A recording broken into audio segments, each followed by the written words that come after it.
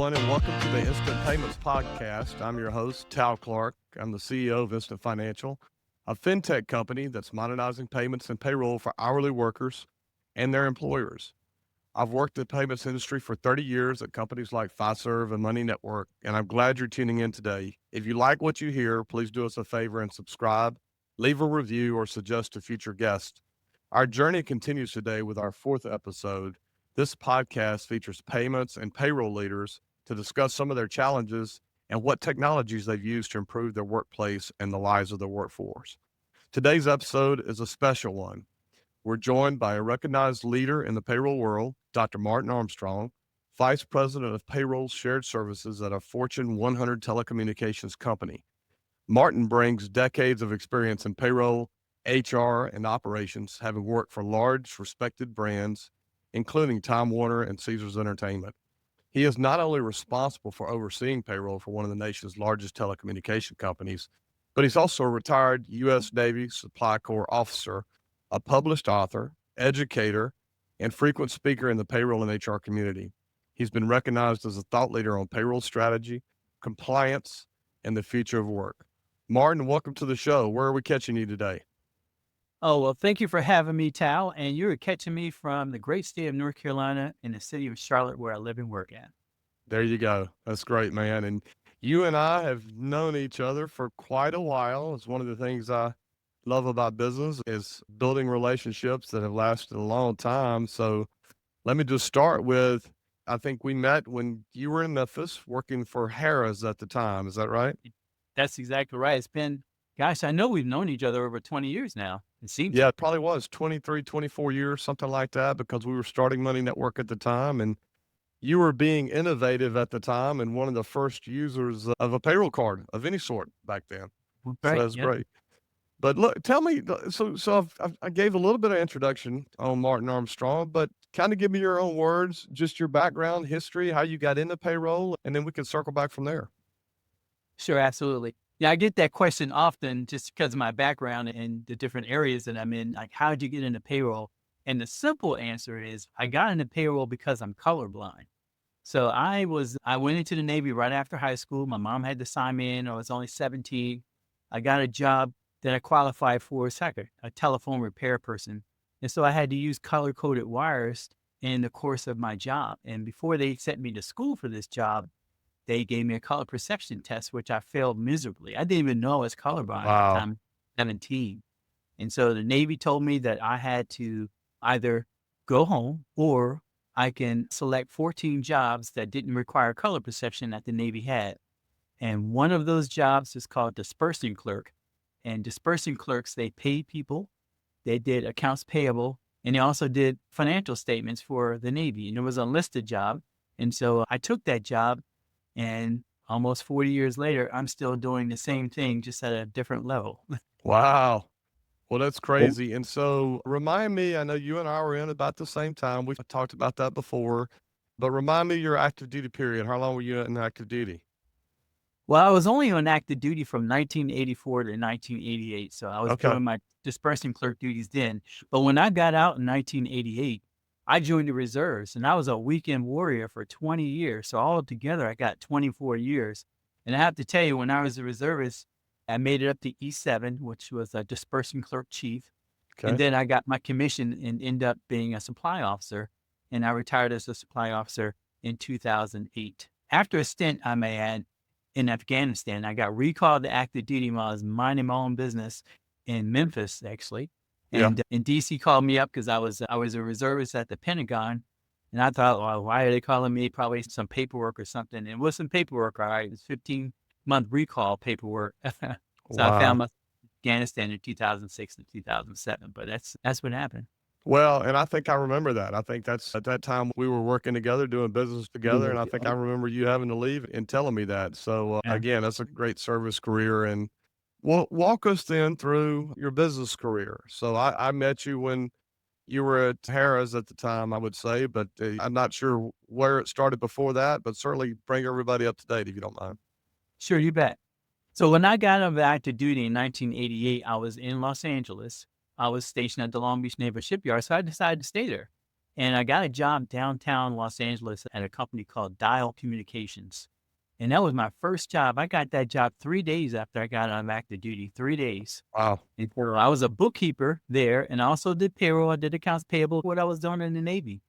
And after 2 years at Dow Communications, then I got my first big job, I'd say, at Caesars Entertainment. That was my first gaming job, and I'd stayed in that industry for 12 some odd years. And I worked at the corporate office in Century City, California. And I moved from the corporate office to Las Vegas. I want to say that was in, I don't know, 92 or something. I can't remember now. But anyway, I moved to Las Vegas and I stayed there for 12 years. And that's when I got into the gaming industry. And I worked for Caesars, of course. I worked for Harris. I worked for the MGM. I worked for another company called, I forgot now. But anyway, I worked for like 4 or 5 different casinos. Okay. And that is what brought me out to Memphis from Las Vegas, because I was there to stand up a payroll share services center there in Memphis. And that's where I met you. And Yep. then I left Memphis to take my current job, my telecommunications job, which I've been down there for 16 years. So Wow. I will say I had owe gratitude to the gaming industry because quite honestly, that's where I grew up. I got my skill sets. I did every job possible in that span of time. And it made me, coupled with the Navy, of course, made me to who I am today. So that's a little bit of my journey and how I got from really the Navy all the way to where I work at now in Charlotte. Yeah. Well, that's great, man. And you're probably one of the few people that might recognize over my right shoulder there is the Memphis Grizzlies and the Pyramid. And that was the first game at the Pyramid, the first game for the Memphis Grizzlies. Martin, you might have been around for that same game. And so I saved some of that up there. So that's really good. And I just know that you have such a deep background in payroll and the things that you've done. So it's a great opportunity to talk. I know we used to run into each other a lot too. It was APA Congress, but now Payroll Congress. And are you still active with the Payroll Congress and on the board there as well? Yeah. I've been probably in every different role with PAYO now, formerly American Payroll Association, as you mentioned. I've not been a director nor a president, but I've been doing everything else. I'm currently on the National Speakers Bureau and a number of different task force that I serve on. So I'm totally in payroll. Payroll is the industry leader in payroll education. So I'm not going anywhere there as long as I'm in payroll. I mean, that's a great source along with other affiliations that I have with other companies. So yeah, I'm still doing my thing there. I teach mergers and acquisitions. I teach leadership classes and whatever else they ask me to do, I'm happy to do it because it gives me an opportunity to sharpen my skill sets. If I'm going to train someone and teach someone, you got to know what you're doing. And so we bring that back to where we're now, and we share with payroll practitioners so they could be as efficient as they possibly can for their employers. Well, that's So great. I think you're one of the leaders. You've done a great job of making yourself impactful in the organizations that you've been a part of. How have you taken the payroll leadership role and turned that into more than maybe it is in some organizations? well, I found out that most people just don't know what payroll practitioners do. Mhm. And I made it my business to tell them payroll is, in my opinion, because I'm an accountant by trade. So I fell into being a payroll person by way of the Navy, but I do have formal training. I have degrees in business administration and most of it in accounting. So the bottom line is, it is one of the most important functions, in my opinion, that accounting has, even though when you go to school, whether it's business administration or accounting or finance or econ, there's very little on the payroll journal entry. That might be your exposure to payroll, and that's it. But the bottom line is the average payroll practitioner needs to know accounting. It's the largest expense, or at least the top 3 largest expense in most companies. So you have to know where what you're doing that's going to impact the balance sheet and the income statement. So that's a necessary evil to know accounting. Then you have to know benefits and what's taxable, what's not, as far as tax compensation. And then garnishments and technology, workforce management systems, and the most important thing, in my opinion, that a payroll practitioner does is employment taxation, federal, state, and local taxation. It is why the payroll industry is 70%, makes up 70% of the U.S. Treasury's annual budget. It's Wow. because all the aggregate employers, when they withhold federal, state, local income tax, and they pay those employer taxes for like FICA and unemployment, and they send that over to these tax agencies for the U.S. Treasury on the Fed side, it makes up 70% of their entire budget. So it is it's an important role. And most people, if they don't know about payroll, it's only because hopefully because maybe things were working correctly, right? That's right. Yeah, in a Absolutely. perfect world, no one would know who I am at where I work at. Well, that's good. You've done a great job of raising visibility of the role itself. Let's talk about a little bit about what you and I have both seen, and you especially, as far as the history of payroll and where we've been. I don't think either of us have been in organizations where we were still paying cash to a large number of people. You may have been, but certainly checks, right? And then start there. Talk about how you've seen the payments to employees evolve over the last really 20 something years, 30 years. Yeah, I will say the payment industry, even starting back from direct deposit, I remember in the early 80s, direct deposit was being introduced, and people would say, no way would I put my routing number and my account number on the internet per se for someone to then steal it. And then for me not even receive my payment after all. They just thought it was some security risk and everything. And over time, I will say that we have evolved from a pay distribution standpoint to now very few people actually have a paper paycheck. Where I work at now, we have less than 400 people there that have that have a paper paycheck out of 100,000 employees. And that's not an anomaly. I think if you go to most employers, I mean, our participation rate for direct deposit, 99.6 right now Yep. percent. And we don't even make it mandatory. We don't, there's some states that we can't make it mandatory, but all that to say, now in the 21st century, you ask somebody if you don't have direct deposit, some electronic means, and they're like, are you crazy? Why would you go in a bank? I know some Gen Z people who have never set foot in a bank Yeah. or even used any type of deposit type of ATM. So I say the industry has changed and the pay cards got introduced. That's how you and I met. You were at your other company and pay cards here. And now we have earned wage access, right? So just things are evolving over time. It's been a while. When technology catches up to the workplace, then, things change in the workplace. Like employee self-service, that's all changed. AI, machine learning, robotic process automation, it's technology driven. Now, I will say that is what leads the charge 99% of the time is things that evolve from a technology standpoint, and it forces us to change our behaviors on how we pay people in the payroll space or how we manage employees or whatever the case is, all driven by technology, in my opinion. Yeah. That's a great point. That's a great point. Yeah, I can remember all of those times, but it seems like each time you mentioned the friction a little bit when you first went to direct deposit. Why would I put my routing and account number somewhere? I can remember when we were first launching pay cards. It's like, why would I want to give them? There was friction there with some people. Not that you were one of the first to use it, but a lot of people were like, why would I want to give my employees a card, right? And then most people don't realize that earned wage access was the earliest I can remember talking with somebody about earned wage access, and I knew most of the ones that started these businesses early on, was probably 2014 and 15, right? And I was still involved with First Data Money Network at the time, and then the founders of some of these businesses would come see us because, of course, they wanted to go talk to our book of business, right? And we would go talk to clients and introduce it, and at that time, it's like, "No, why would I wanna pay my employees early?" Right? It was like so I would say that was the reaction you got in 2015 and 16, probably really up until, I don't know, maybe traction started begin happening in 2018, but took some of these businesses 4 or Yeah. 5 years to start getting traction, and then we saw what happened in 2020 and in 2021, and now it's really taken off. Let me give you a piece of a conversation I had yesterday, not yesterday, it was recently though, with I'm gonna try to be as vague as I can, but I also wanna make the point. Let's say it's a Fortune 500 CEO of a very reputable brand, and I had the opportunity to visit with him about earned wage access, and the response was that I don't believe, why would I wanna, if they're already having trouble living paycheck to paycheck, right? If because 66% of Americans are living a paycheck to paycheck. If they're already having trouble living paycheck to paycheck, why would I wanna give them their wages on a daily basis, right? And to me, and then I'll give you my perspective and I want your perspective, but the way I look at this, Martin, is these are truly wages that they have earned.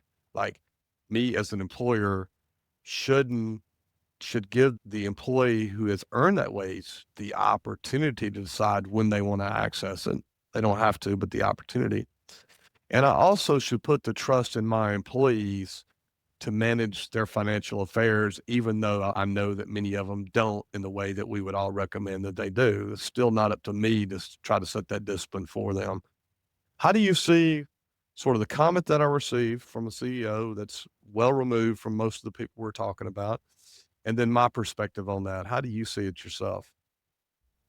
Well, I would say maybe I can get from one point of view, his point of view. Why would we do that? They can't manage their budgets. Why would I make it worse? Because they're going to have to pay that back at some point in time. And I think the simple answer is that based on employee demand and competitive markets for employee talent, the more and more employers that are going to offer this, the more and more they're going to separate working there where they offer EWA and some other kind of financial wellness type of opportunities for employees than working somewhere that doesn't have it. Right now, it's all about environments and choices and opportunities. And I will say life happens. I don't know anybody that hasn't worked a day in their life and hasn't been like a paycheck to paycheck person at some point in their career. And so they understand that things happen. You may have a budget, but that budget is blown as soon as you have an unpredictable expense that comes out, whether it's your car or something in your house or whatever it is. And the bottom line is that will need to be taken care of, especially if it's your car or some other mandatory type of thing. So I'm just going to say, as if I was a CEO and I was looking at the marketplace, I want to retain talent, especially talent that is having a hard time staying. I don't know what their turnover rate might be, but I would look at that and say, how do I retain talent?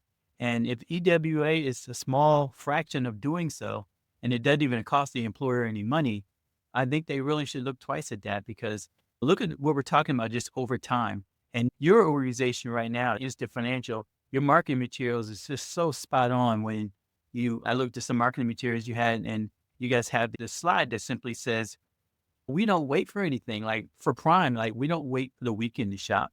We can use Amazon Prime and get it the same day in some cases. Or we don't plan rides in advance. We just call Uber or Lyft. We don't schedule time to grocery shop. We just call Instacart.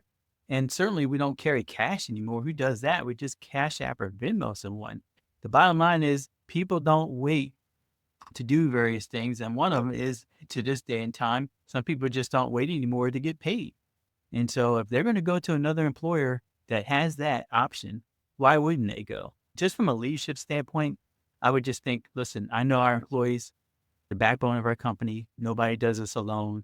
And if that is one small piece to retain them, because replacing an employee is expensive and it usually generally takes 3 to 4 months to do so, why wouldn't I do this? And just reduce the turnover rate and increase employee experience with their satisfaction of working there.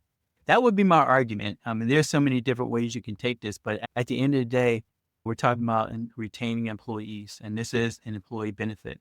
So I'm gonna say, Yeah, that's the I reason think today. I think that's a great summary of it, Martin. And it is because again, the way I just go back to it is their money, right? They have earned that money.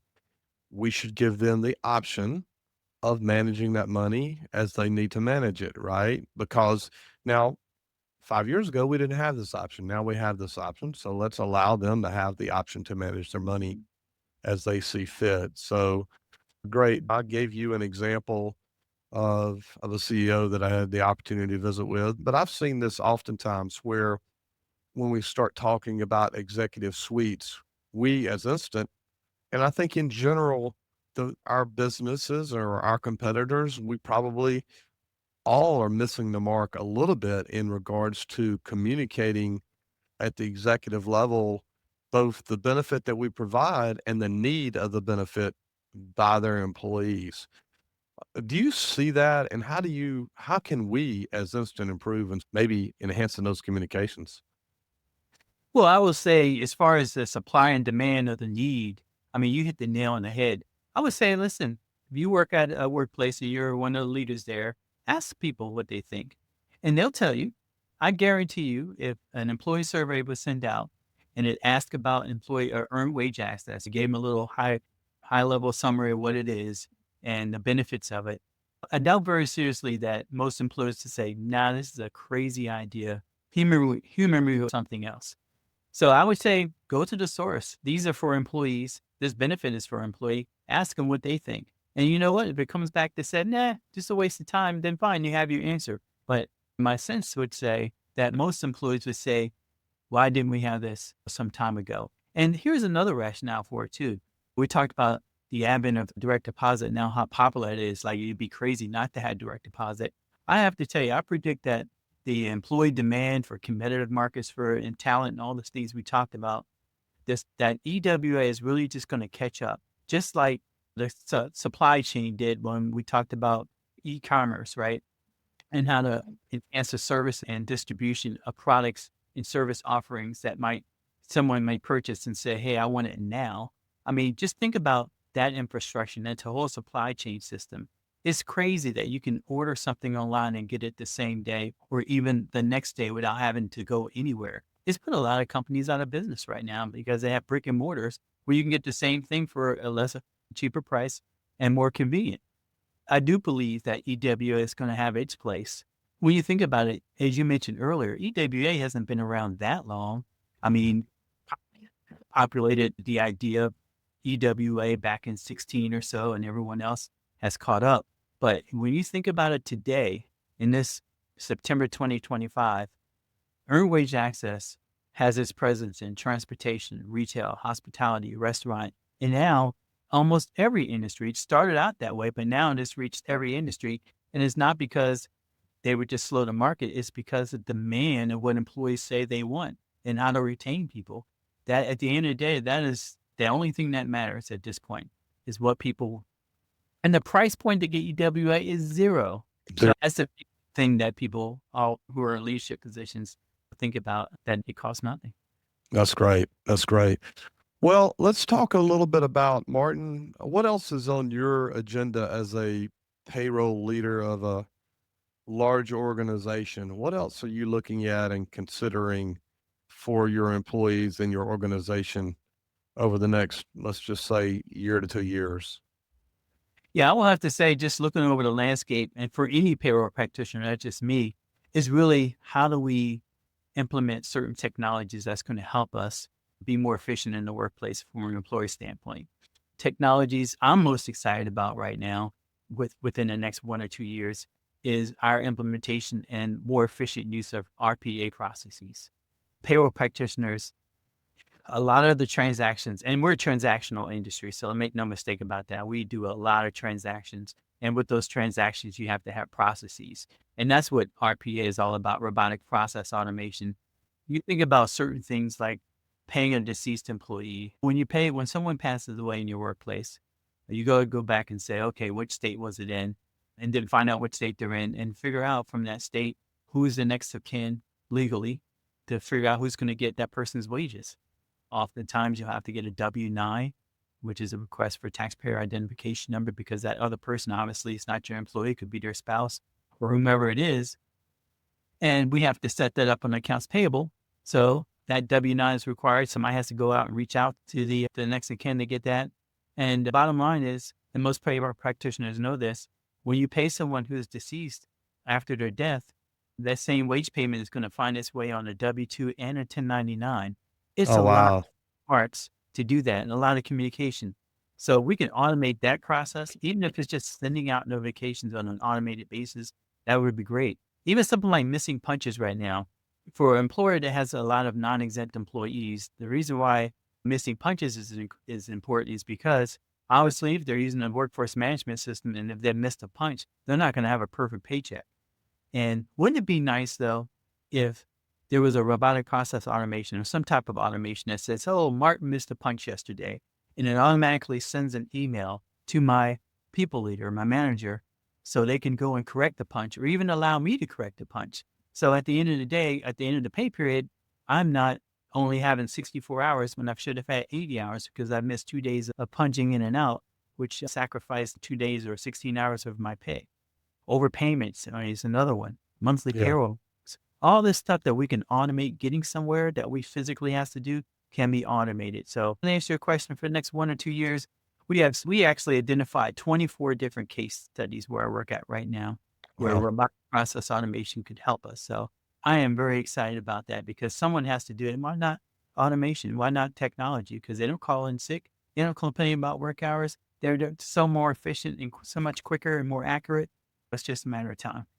No, that's great, and I look forward to talking to you more about that. Maybe we get together over dinner or something. That's interesting. I haven't heard those comments about automation before, so it sounds like you're ahead of the curve there. One thing I will say, as far as you mentioned punch clock, we do know now that earned wage access programs enforce punch clock discipline, because if you don't punch in and punch out on schedule, you don't get your offer, right? So Yeah. we've got a number of clients that have elected it for that reason. It was one of the driving reasons. So I think I read a statistic where they said it increased by 15 to even 20% in some cases, which is huge because we're just talking about reinforcing behavior that should already have been there in the first place. So yeah, we can use that. absolutely.